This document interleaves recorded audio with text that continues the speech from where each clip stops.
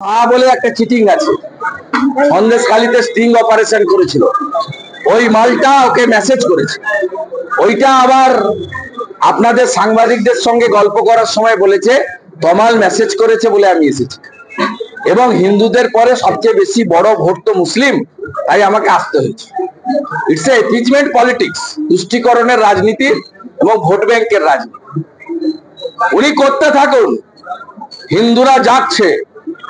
বাংলাদেশ দেখে নিয়েছি, কোন হিন্দু চায় না এক কাপড়ে দেশ ছাড়তে। আপনি হিন্দি বাংলা ভাগাভাগি করেন, আপনার লোকরা সরাসরি মীনা দেবীর পুরোহিতের বাড়িতে আপনার লোকেরা এখানে এসে মাছ নিয়ে এসে করে। মীনা দেবী পুরোহিত কি কাউকে আপত্তি করেছেন কি মাছ খাওয়ার ক্ষেত্রে? বাঙালিদের মাছ একটা অন্যতম সুস্বাদু প্রধান আহার।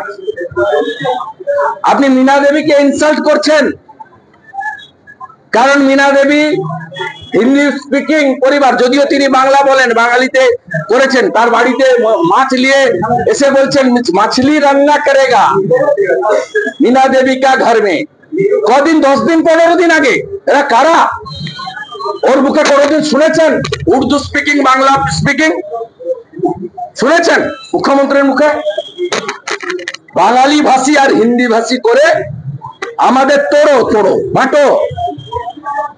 আমাদের কাস্ট সেন্সাস হবে, কে ব্রাহ্মণ, কে ভূমিয়ার, কে রাজপুত, কে লালা, কে শিডিউল কাস্ট, কে ওবিসি, কে নাই, কে কামার, কে কুমার, কে লোয়ার।